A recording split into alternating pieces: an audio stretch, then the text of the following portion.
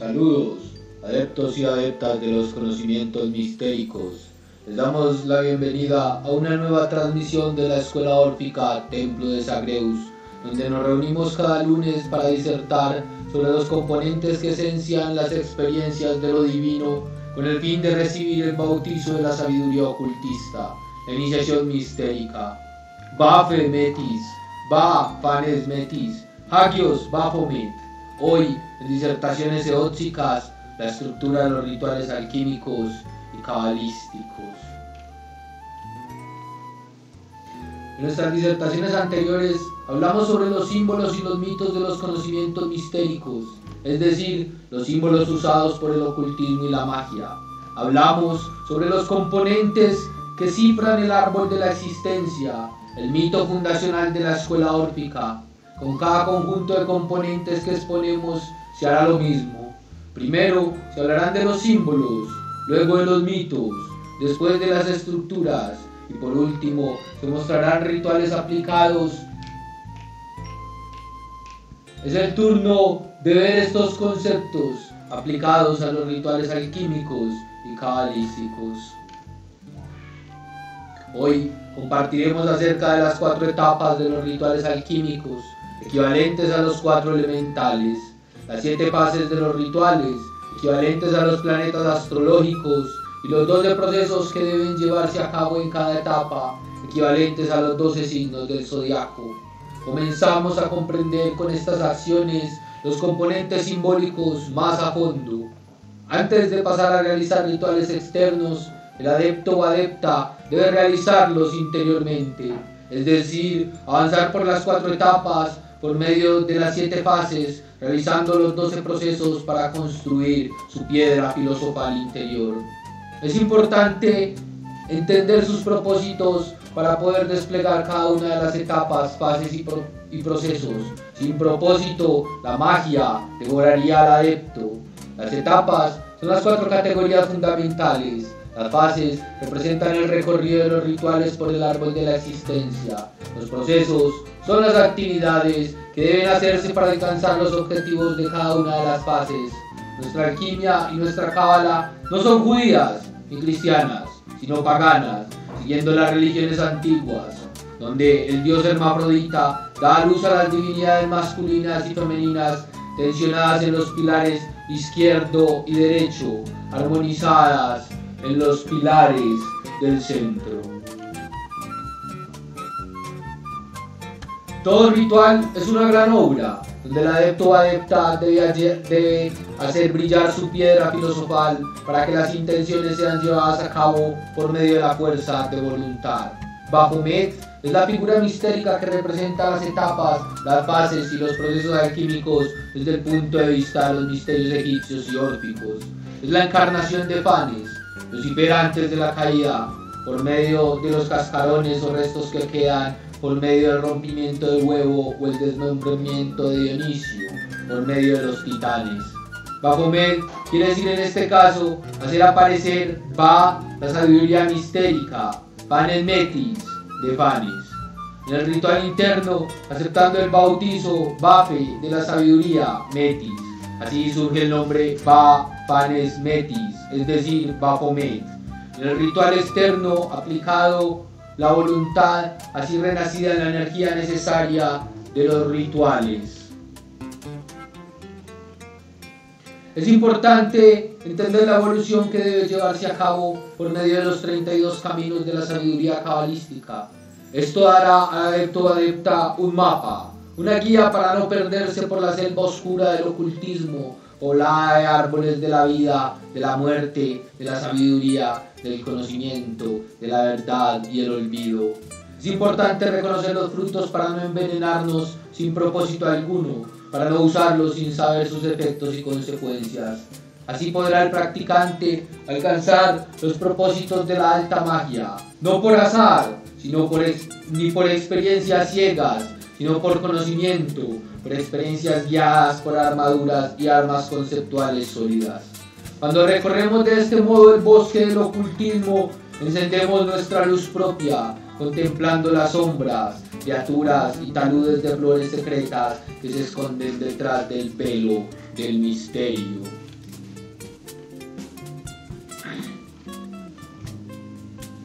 En primer lugar, es importante conocer las etapas gobernadas por los elementales. En este caso, debe haber un largo proceso de meditación con respecto a estas fuerzas, entidades y seres. Adoptarlos dentro de sí por medio de figuras externas. En nuestro caso, como magos, tenemos la varita, la copa, la daga o átame y las monedas o discos como principales objetos. Se adoptan dentro de sí meditando sus poderes, sus capacidades, sus significados por medio de la construcción sacramentada en los planos superiores o inferiores. La escuela órfica anda en la construcción de estos objetos y enseñará cómo hacerlos.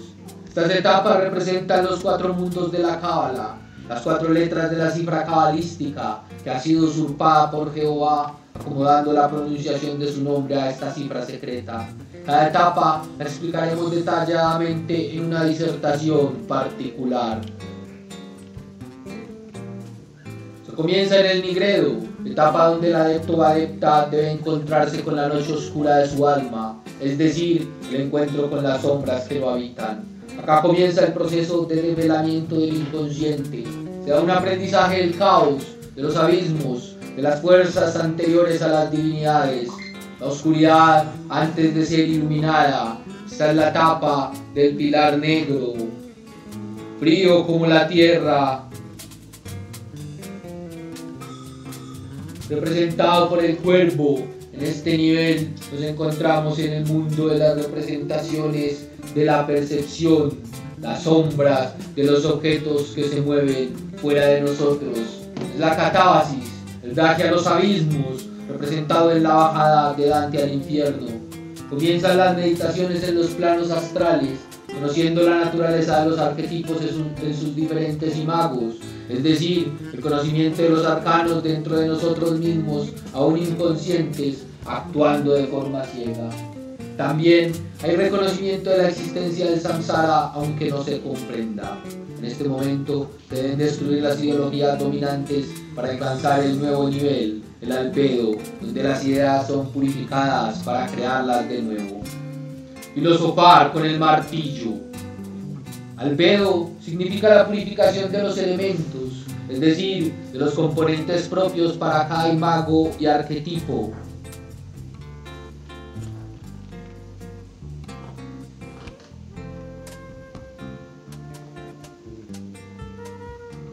Es el encuentro con la luz propia, no la de ningún salvador, que le permitirá al adepto o adepta penetrar en el bosque oscuro, iluminando el espacio hasta donde su fuerza alcance. Gran aprendizaje del mundo interior y de sus concepciones previas, una vez han sido destruidas. Esta es la etapa del pilar blanco, purificador como el agua, representada por la lechuza blanca o la paloma. En este nivel nos encontramos en el mundo de las representaciones del entendimiento y la primera imaginación. Es la anábasis, donde surgimos de la tierra para encontrar los elementos discernidos, diferenciados y purificados unos de otros en sus significados esenciales. Se aprende entonces a invocar el arcano oportuno para cada ritual. En este momento se da la espiritualización del cuerpo, es decir, la comprensión del espíritu de la materia y la materia del espíritu. Filosofar con los pies, caminando y recorriendo todos los caminos posibles para nuestro entendimiento. La siguiente etapa es las citrinitas, donde hallaremos la conciencia real. En este momento se crea el individuo divino, conocimiento del yo eterno, más allá del ego fugaz, el Dios interior, la iluminación que permite el camino de la libertad. Ya no se encuentra la luz interior, se es la luz interior. El adepto o adepta se reconoce él mismo como Lucifer, como portador de la luz que ha tomado del abismo, del árbol del conocimiento. Es el encuentro con el sí mismo, la cosa en sí misma del yo soy. Es el yo soy real. Esta es la primera parte de la etapa del pilar del medio, móvil y reflexivo como el aire, representada por el águila. En este nivel nos encontramos en el mundo de las representaciones racionales.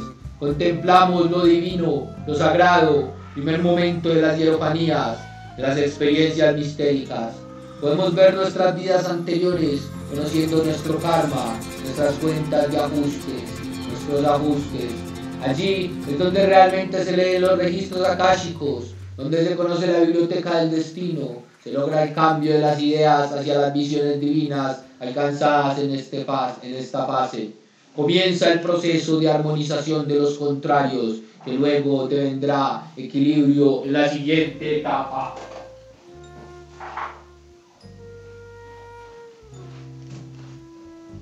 Ruedo es la creación de la piedra filosofal, la destrucción y reconstrucción del individuo en su nueva forma. Es el acto de beber la sangre divina, la comunión entre los judío-cristianos.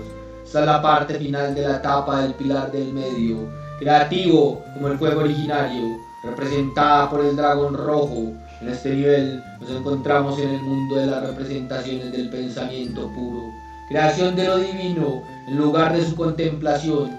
Podemos interpretar las ideas, darles un contenido verosímil, verídico, pues la verdad nunca será alcanzada por seres finitos, ya que la naturaleza de la verdad es infinita.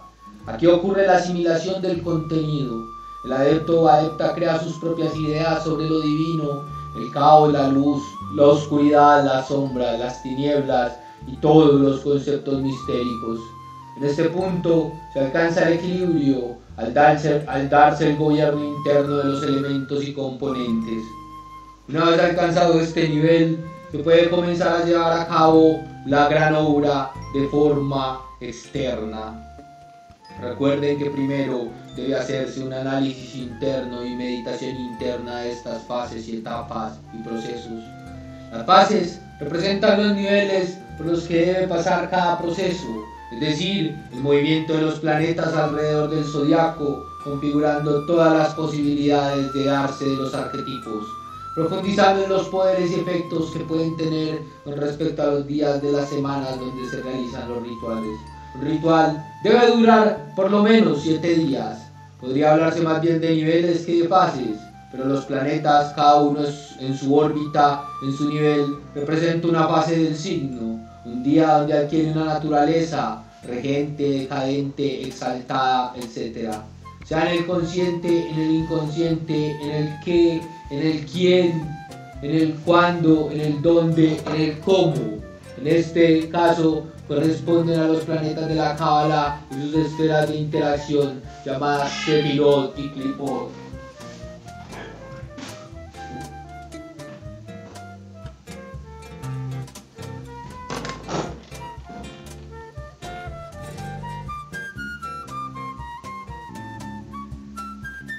El primer nivel corresponde al plano de los sentidos, dominado por Saturno, el reino del tiempo. En este universo perceptible, equivalente en el tarot al universo o el mundo, es donde ocurre nuestra existencia. Cuando se realiza un ritual o una parte del ritual con esta fuerza, deben tenerse en cuenta la carta del tarot, en este caso el mundo o el universo, para usarla como medio de invocación o de evocación de esta fuerza. El segundo nivel corresponde al plano astral, con 3 fuerzas que lo manifiestan. La primera está dominada por la luna, el inconsciente, donde interactúan las otras 2. Es el reino de los sueños, equivalente en el tarot a la suma sacerdotisa. Siempre deben usarse las cartas del tarot para invocar o evocar las fuerzas precisas. La segunda, del segundo nivel, está dominada por Marte, las pulsiones o los instintos de destrucción. Es el reino de la guerra, equivalente en el tarot a la torre o el ojo de la destrucción. No olviden el uso del tarot para los rituales correspondientes a cada fase, cada elemento y cada etapa es demasiado importante para los rituales de alta magia. La última de las fuerzas que pulsan el inconsciente está dominada por Venus, los instintos eróticos o de creación. Es el reino del amor, equivalente en el tarot a la emperatriz, la diosa de la fecundidad. El tercer nivel también tiene 3 fuerzas que lo manifiestan, corresponde al plano creativo. La primera fuerza está dominada por el sol, la conciencia, donde interactúan las otras 2 fuerzas. Es el reino de la mente, equivalente en el tarot al sol. Esta es una de las pocas cartas que siempre mantiene su nombre, quizás debido al dominio de la alquimia solar en la Cábala y la alquimia judío-cristiana. No olvidar nunca el uso esotérico del tarot, los portales para invocar o evocar las fuerzas de la magia mayor. La segunda fuerza está dominada por Mercurio, el lenguaje, donde se lleva a cabo el proceso de meditación. No confundir nunca el lenguaje, lleno de iconos, símbolos, símiles, imágenes, sigilos, sellos, etc., con el lenguaje articulado usado para hablar por los seres humanos. Es el reino de la creación del logos, equivale al mago en el tarot, el arcano de la creación mágica. Todas las diosas y dioses son magos, creadores con el logos. La tercera y última fuerza del proceso alquímico base está dominada por Júpiter, el rayo, donde se lleva a cabo el proceso de reflexión de las meditaciones, la conceptualización del trabajo mágico. En esta fase se hace necesario llevar el diario de campo de los experimentos mistéricos, es el reino de las ideas platónicas, equivalente en el tarot a la rueda. Esta es la fase superior. Con esto llegamos a los procesos alquímicos de los rituales, es decir, las acciones que deben llevarse a cabo, la ampliación de las 4 etapas en cada uno de sus 3 procesos esenciales, por lo cual agruparemos cada proceso en una de las 4 etapas, que lo explica, siendo el proceso el desarrollo de estos conceptos. En el Nigredo, la primera de las etapas, tenemos a Aries, el fuego que comienza el proceso de descomposición, cuyo proceso representa el poder. Por eso el arcano que lo manifiesta es el emperador, símbolo del gobierno, sea externo del Estado o sea interno del autogobierno. Encontramos también a Leo, el fuego que continúa con su poder el proceso de descomposición, construcción de la voluntad del adepto o adepta. En el tarot corresponde a la fuerza o la lujuria, como lo interpreta Crowley. El último de los procesos del Nigredo está regido por Capricornio, la tierra que sepulta los restos de la descomposición para permitir su nacimiento en el proceso de alimentación por el agua y renacimiento del sol, sea el sol de Dioniso, nuestro sol negro o el sol de Apolo. Es el proceso de olvidar el ser que muere para recordar al ser eterno que renace de las cenizas. Aún no se ha renacido, pero se recuerda a ese ser eterno que puede renacer. En el albedo encontramos a Tauro, la tierra que fija el proceso por medio de la fabulación. Su proceso es la iniciación mistérica, donde nace de nuevo el adepto o adepta por mano de otro, es decir, su primera iniciación. Por eso es representada por el hierofante, el maestro iniciático. Este lugar para el maestro nos demuestra que tan solo aparece al comienzo, como la primera iniciación. Luego es trabajo del practicante llevar a cabo su segunda iniciación. Luego de este proceso encontramos a Géminis, el aire que concentra las acciones por medio de la coagulación de las ideas y meditaciones.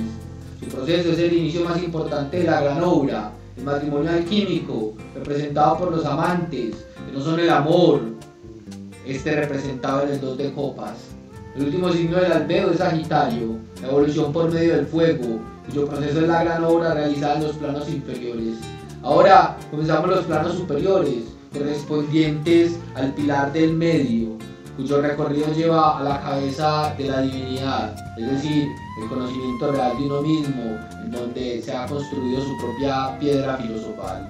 En el Citrinitas encontramos en primer lugar a Virgo, la separación por medio de los estratos de la tierra, organizando los conceptos purificados en sus categorías esenciales. Es el proceso de interiorización de las teorías para llevar a cabo prácticas efectivas.